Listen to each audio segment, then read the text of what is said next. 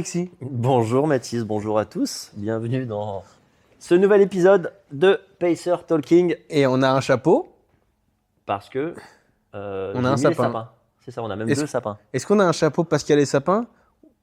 Ou est-ce Tu qu'on a m'avais mis un... un défi, je devais aller couper deux sapins dans la forêt et tu venais avec un cadeau, non? Un chapeau? un chapeau. Le cadeau, c'est la semaine prochaine. Moi, je suis venu avec les chapeaux. Moi, je t'ai fait un petit chocolat chaud aussi. Un petit chocolat chaud. Ouais, en gros, tu as tout mis en place et moi, je suis une grosse loutre et voilà, c'est tout. Non, t'es venu faire le clown une fois de plus, comme chaque mercredi après-midi. Ok. Moi, j'ai mis mon petit pull de Noël. Toi, t'es quand même encore en. Moi, je suis en maître nageur. T'es en maître nageur. Aujourd'hui, je suis sauveteur. Sauveteur. Oh là là. Je viens pour te sauver. C'est la première fois que je vois un sauveteur avec un bonnet pareil. Mais, Merci. Non, c'est Noël. C'est Noël. En tout cas, merci à tous d'être encore là pour ce nouvel épisode de Pacer Talking. Je me répète pour ceux qui ont l'habitude de nous écouter, ceux qui ne nous connaissent pas, mais en tout cas, bienvenue chez nous. On se retrouve tous les mercredis avec Mathis pour parler gourmand, pour parler de différents sujets de santé, sport, nutrition, récupération. Enfin, tous les sujets qui vont tourner autour du sport et de l'endurance, qui sont quand même nos domaines de prédilection à nous. Et aussi l'automobile. L'automobile aussi, ouais, tout à fait, l'automobile et les cadeaux de Noël. Aujourd'hui, petit cadeau de Noël de la part de Mathis. Aujourd'hui, on va parler d'un sujet qui est du coup en pleine actualité. Là, c'est le 24 décembre. Si ce n'est pas encore le cas pour certaines personnes, ça va le devenir. On va parler de la coupure annuelle, qui est une... La trêve hivernale en général. La petite trêve hivernale, voilà, c'est ça. La trêve hivernale. Ça, c'est vraiment celle que tout le monde a, globalement. Parce que c'est la principale. Il y en a qui en ont deux dans l'année, mais celle vraiment systématiquement que tout le monde a, c'est à Noël. Il fait froid, c'est les fêtes, etc. Les fêtes de fin d'année, les déplacements, les vacances. Non, mais même le sportif de ultra haut niveau, il coupe quand même. À part ceux qui se tapent la promenade classique le premier week-end de janvier. Mais force à vous. Mais sinon, non, tout le monde coupe à cette période-là. Ouais, okay. Ça permet de plein de choses. Justement, tu vas un petit peu nous expliquer. On va parler un peu de comment l'aborder, comment la gérer, comment en sortir, parce qu'il faudra bien en sortir quand même. C'est pas éternel. Et puis les bénéfices quand même, parce qu'il y a quand même des bénéfices à en tirer. Non, aucun. Aucun bénéfice. Non, ça pue la merde. Non, ne faites surtout pas ça. Ne faites pas de coupure, ne buvez pas autant de chocolat que Mathis. Et ayez un aussi beau t-shirt que lui en tout cas. Merci. Mathis, pourquoi faut-il faire une coupure annuelle? Pour plusieurs raisons. Déjà, des deux grosses raisons, c'est l'aspect psychologique et corporel. Psychologiquement, on fait une pause parce que ça permet de penser à autre chose. Quand on est dans une prépa, soit une prépa longue, courte, on est tout le temps dedans, on mange ça, on vit ça, on est tout le temps dedans, on pense marathon, on vit marathon, on dort marathon, machin. C'est bien de faire une coupure. Alors, ça va dépendre aussi de ses objectifs. Si on a un marathon, alors je parlais de la prom classique, là, du coup, 10 km sur la prom classique à Nice, là, première semaine de janvier. Bon, là, on coupe pas. Ça, c'est un choix. On a peut-être coupé avant ou on coupera après en tout cas. Voilà, on coupe pas. Ou alors, en tout cas, on peut faire une semaine peut-être de récup sur la dernière semaine, mais entre le 24 et le 31, quoi, on n'est pas là à s'engloutir du canard laqué et compagnie pendant tout le temps. Sinon, on arrive, on n'est pas prêt, quoi. Mais pour les gens normaux, j'ai envie de dire, pas les détraqués qui se mettent un objectif le lendemain. Qui ont des saisons normales ou en tout cas même sans entraînement spécifique, qui ont un besoin. C'est hyper important de faire cette coupure.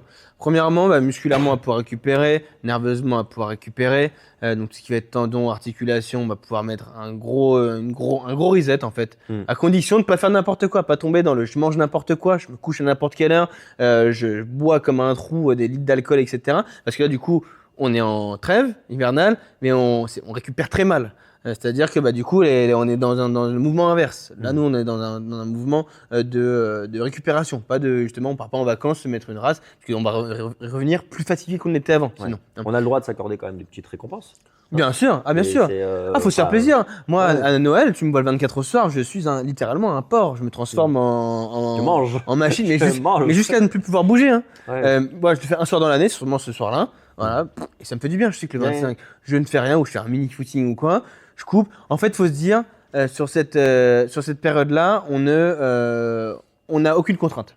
On n'a aucune contrainte. Si on se met des contraintes, on va culpabiliser, forcément. On va dire, ah putain, j'aurais pas dû manger, j'ai pas fait mon entraînement là. Aucune contrainte et ça permet d'être derrière tranquille. Musculairement, nerveusement, on récupère sur une semaine, 2 semaines, même 3 semaines Après, on en parlera après, mais il ne faut pas non plus faire trop de récup, parce que même jusqu'à 3 semaines, même 1 mois, on n'est pas dans la perdition, hein. On est dans le maintien et on va pouvoir même récupérer, revenir plus fort qu'avant. Et surtout, psychologiquement, on souffre quand on voit autre chose. Moi, je sais qu'il y a des périodes, quand je suis en prépa, après toute l'année, là, je fais des prépas longues, hein, parce que moi, j'ai plusieurs objectifs. J'ai 3 marathons sur l'année, j'ai un 100 bornes, tu vois, j'ai des choses plus ou moins longues. Je suis là-dedans tout le temps. Et c'est bien que je sois là-dedans tout le temps parce que ça me permet vraiment de rester focus non-stop. Je mange ça, je vis ça, je bouffe ça tout le temps. Mais si je sors de ça, donc sur la trêve hivernale par exemple, pour me remettre dedans, après c'est compliqué. Mais c'est hyper important, c'est fondamental parce que si j'avais pas ça, à un moment tu te blesses. Tout simplement, c'est hyper important. Alors, j'attends pas la trêve hivernale pour faire des pauses, hein, attention. C'est parce que non, c'est structuré. C'est structuré, hein. C'est très structuré. Mais cette pause, je me l'accorde et je me dis, je ne fous rien. Bah, typiquement, moi, cette année, je suis sûrement partir au soleil. Tu vois. Je pars au soleil, peinard, je ne fous rien. C'est pour ça que tu as déjà un beau t-shirt comme ça aujourd'hui. Tu n'oublieras pas de tirer ton chapeau. Hein. Non, donc voilà, vraiment les 2 gros points, c'est psychologiquement. Et surtout, le corps en a besoin et le mental en a besoin également. Je pense que ce qui est le plus important à Noël, c'est le mental. C'est le mental, se dire, on ne culpabilise pas. Le truc qui revient souvent, moi, c'est culpabiliser. C'est, est-ce que je dois. Non, mec, vas-y. All in. Pendant kiff, fais-toi plaisir. Alors, pas comme un malade du 20 décembre au 10 janvier, hein. Mais voilà, sur la période de 24-31, fais-toi plaisir, il n'y a pas de souci avec ça. Et on risque pas d'avoir cette grande peur là, de tout perdre parce que pendant 15 jours, il va pas se passer grand-chose. Alors, je vais dire, on perd pas, mais au contraire, on progresse. On a déjà fait un sujet là-dessus sur la récupération. C'est pendant la récupération qu'on progresse. Et là, on va revenir justement beaucoup plus fort que chacun. Je fais un comparatif ultra con, mais qui va parler à tout le monde. Sur une prépa de 3 mois sur un marathon. Allez, on va prendre 4 mois, sur 16 semaines. Les 2 dernières semaines d'une prépa, on fait rien. Enfin, on fait rien, on enlève beaucoup de volume. On décharge énormément. Ça ressemble plus à une prépa marathon ces 2 dernières semaines. Si vous faites rien à ce moment-là, ça ressemble finalement à une décharge de prépa marathon. Et pourquoi on fait ça? Pour être opérationnel le jour J. Donc si vous êtes opérationnel le jour J d'un marathon, pourquoi vous ne le seriez pas après une trêve hivernale? Alors, toujours à moindre mesure, il faut faire les bonnes choses derrière. Garder une bonne hydratation, une bonne structure corporelle, une bonne nutrition, faire du renfort, venir faire un peu de renfort le matin de temps en temps, ça coûte rien. Et puis voilà, ne pas tomber dans le je fais plus rien donc je me sabote. Il y a les 2 extrêmes quand même. Bien sûr. Voilà. Et combien de temps alors on doit faire cette petite coupure ou combien de temps on peut s'accorder en tout cas? Parce que finalement, moi je vois ça comme une récompense donc. J'imagine que c'est peut-être en fonction des niveaux aussi. Bien sûr, c'est pas générique. C'est en fonction des niveaux, ça dépend de l'objectif aussi. Moi, ce que j'aime bien faire pour ma part, hein, c'est très personnel. À ton petit niveau.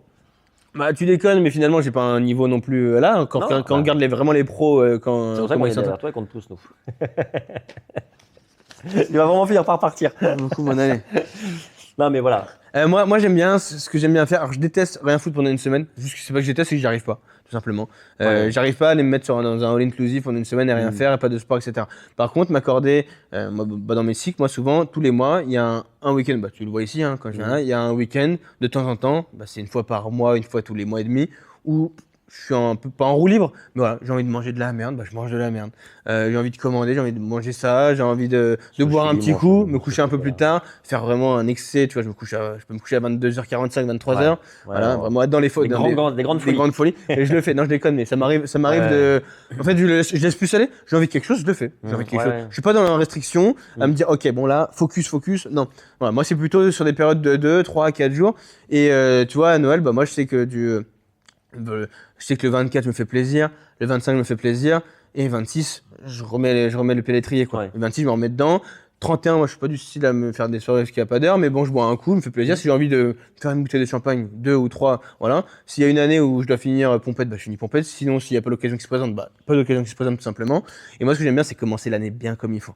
Le premier, c'est footing obligatoire.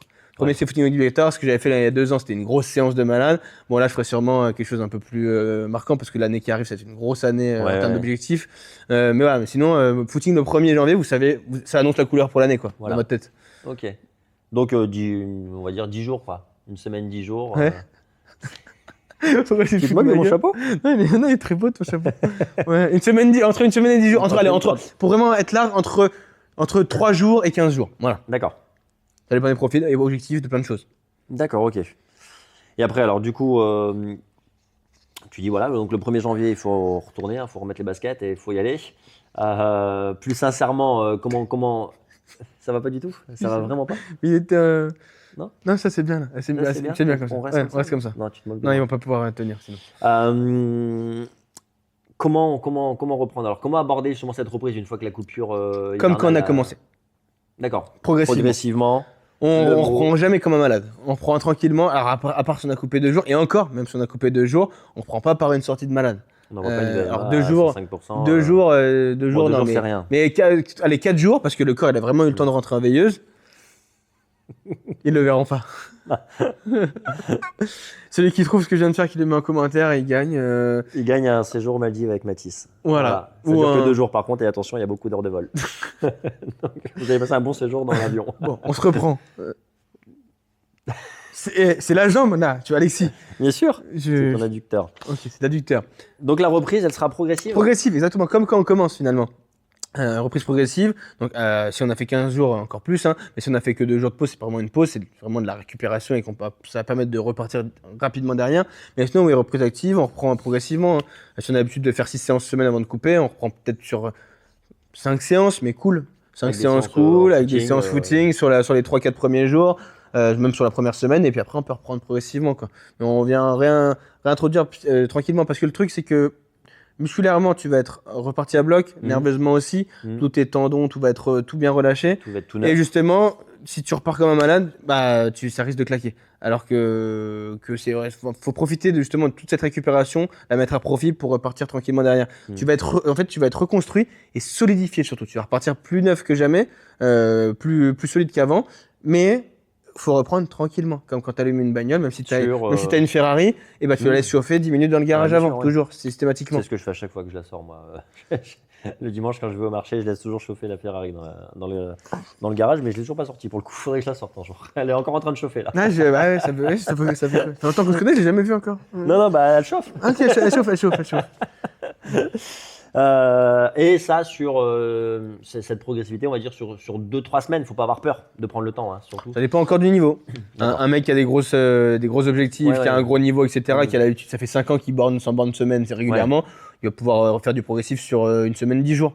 Quelqu'un qui a commencé il y a 6 mois, qui avait jamais rien fait avant, qui a fait sa coupure de 15 jours, là on va reprendre on va mettre 2 bonnes semaines, on va faire, et au bout de 2 semaines, on pourra reprendre une courbe plane, quoi. Ok, très bien. D'accord. Voilà. Comment, petite question très importante. C'est une piège, et piège ou pas la question? Non, parce que j'aurais fait. Ça, c'est carré comme ça. Là, c'est carré, là. Ça va être une question carrée. Ouais. Comment on pourrait optimiser cette. Parce que je prêche en ma paroisse. Voilà, tu l'es quand même aussi. On ne sait pas rester à ne rien faire. Comment on peut optimiser un petit peu cette période de trêve? Est-ce qu'on peut faire quand même, est-ce qu'on peut se permettre en tout cas et s'autoriser de faire quelques petits sports parallèles? Comment on peut en tirer des bénéfices? Alors, la question, elle est vraiment en direct avec la période, la trêve de Noël. Pourquoi? Parce qu'il y a le ski à cette période-là. Et le ski, c'est un peu tendancieux quand même, parce que moi, typiquement, cette année, je ne partirai pas au ski, parce que j'ai toutes mes échéances qui arrivent après. Et le truc, c'est que c'est un sport déjà à risque de base, et quand on fait beaucoup d'endurance à côté, c'est à double risque. Parce qu'en fait, on va venir épuiser toutes les fibres musculaires avant, et en fait, la moindre chose que tu vas faire dessus, elle va être beaucoup plus à risque, tout simplement. Là où tu aurais fait un mouvement qui n'était pas dangereux pour toi avant, ça devient un mouvement dangereux. Ouais. Donc, 2 poids 2 mesures, tous les gens qui aiment bien les sports à risque, c'est-à-dire ce que j'appelle à risque, c'est avec les gros changements de direction. Ouais, donc sport de glisse, ces choses-là. Sport de glisse, sport de combat, les gros sports de contact. Moi, avant, j'aimais bien quand même retourner un peu au judo. Bon, avec l'accident que j'ai eu, je peux plus trop, mais j'aimais bien aller de temps en temps. Moi, je sais que le ski, là, avec la saison qui m'attend, c'est mort. Je vais aller à la montagne, mais je vais aller pour faire rando, spa, tapis sur mon cours sur mon tapis, etc. Donc oui, on peut s'autoriser des choses, faire des choses qui changent. On peut profiter de faire un peu de renfo. Faire du renfo, mais se faire plaisir surtout. Ouais. Se faire plaisir, mais toujours en faisant attention. Combien j'en ai tous les ans, mais j'ai des noms en tête là de chez Pacer qui me disent ah putain, fais chier, je me suis blessé. Ouais mon gars, t'as vu de quoi on sort d'une prépa de port là? Il a fallu que t'ailles faire du poney, du ski, du machin, etc. Mais il y a tout qui casse directement, forcément. Le corps est fatigué. Ton corps est fatigué, il récupère. Ouais, c'est normal. Donc non, on se fait plaisir, on peut faire du renfo, bien sûr. Faire du renfo, un petit footing. Voilà, c'est garder, mais vraiment footing plaisir. On range la montre, on la met on la garde, on la met au placard. On va faire un footing plaisir. Faut se dire que toute cette trêve, Strava n'existe pas, les réseaux n'existaient pas. C'est hop, c'est pour nous, on coupe tout. Tout ce qu'on fait, ça compte pas. Ça va pas rentrer dans les stats. Donc, il faut vraiment faire que des trucs qui font plaisir, sans rentrer dans le trop. Il vaut mieux faire vraiment beaucoup, trop peu, que un tout petit peu trop. Voilà. D'accord, très bien. Ok, donc on en profite pour faire d'autres activités, mais on fait attention. On peut quand même faire un petit peu de renfort, un petit peu d'étirement, un petit peu de mobilité si on aime faire ça, ou si on n'a en tout cas pas trop le temps de travailler là-dessus pendant le reste de l'année, ce qui n'est pas bien. On fait une petite rétrospective sur l'année qui vient de s'écouler. On se projette sur l'année à venir, on réfléchit, on en parle avec son coach. Ouais, carrément. Voilà. On fait un point soi-même avec soi-même. Hein. C'est bien d'écrire aussi où on en est, ce qu'on a fait, puis voir sur quoi on va repartir. C'est un moment qui permet de. C'est un petit reset, quoi. Ouais, de réfléchir, de reset, exactement. D'accord. Et j'aurais une dernière petite question aussi importante pour que nos auditeurs ne le répètent pas, en tout cas, ne reproduisent pas, pardon. Quelles sont les erreurs à éviter de commettre quand on va reprendre justement? Reprendre comme une brute, hein. C'est souvent ce qu'on a envie de faire. On se dit qu'on va rattraper le temps perdu. Ouais, voilà. Alors on va compenser ce qu'on n'a pas fait. Donc, Non, je vais pas parler surtout des erreurs, on va parler de ce qu'il faut faire. C'est se dire que ce qu'on a fait, c'est bénéfique au corps. C'est pas justement on est en retard, on a pris du retard, oh putain machin. Non, t'avais besoin de ça et grâce à ça, mais pas à cause de ça, grâce à ça, t'as pris du niveau. Il faut vraiment se mettre ça en tête. Grâce à cette coupure-là, c'est ça qui va te permettre de prendre du niveau et de revenir plus fort derrière. Faut être conscient. Faut être conscient. Et là, en fait, les gens dans leur tête, ils disent je fais pas, donc je suis en train de perdre du niveau, quoi. Mais pas du tout, au contraire. Voilà. D'accord. Ok. Bah, écoute, pour moi, c'est tout bon. On peut profiter du coup. On va pouvoir manger comme des lards. Manger comme des lards, du canard laqué, comme nous a dit. Canard laqué, c'était pas trop le thème, le canard laqué. Je sais pas pourquoi j'ai dit ça. Je sais pas, c'est parce que ça se fait plaisir, certainement. On a parlé de récompense. En plus, j'aime pas le canard laqué. T'aimes pas le canard? Non, moi je suis plutôt saumon fumé. Bon, et ben alors on va manger du saumon fumé avec Mathis. On va vous laisser sur ces belles paroles. Ouais. Merci d'être là tous les mercredis. Merci à tous, effectivement. Merci aux auditeurs. Merci pour vos commentaires. Merci pour vos likes, pour vos follow, pour toutes ces questions, tout ce retour positif que vous nous apportez. Et puis, on se retrouve la semaine prochaine, le 31, pour le dernier épisode de l'année. Où là, on abordera justement le sujet, non pas de la trêve, mais de la reprise. J'aimerais qu'on parle de la reprise, parce qu'il faudra quand même reprendre à un moment. D'ici là, profitez bien, reposez-vous, kiffez, ne faites pas de bêtises. Et si vous voulez vous faire accompagner, parce que vous dites c'est le moment de relancer la machine, etc. en janvier, on reste toujours dispo. C'est souvent là qu'on ouvre pas mal de places d'ailleurs. Parce que c'est pas qu'on a plus de places qui open, c'est qu'il y en a plein qui terminent leur saison, etc. Et que nous, on sait qu'il y a de la demande à ce moment-là. Donc on reste open pour en discuter, parler de vos objectifs et pour vous accompagner au mieux possible sur l'année qui arrive, tout simplement. Et Mathis s'engage à porter ce chapeau sur toutes les prochaines visios de chez Pacer pendant la trêve. Salut. Salut à tous.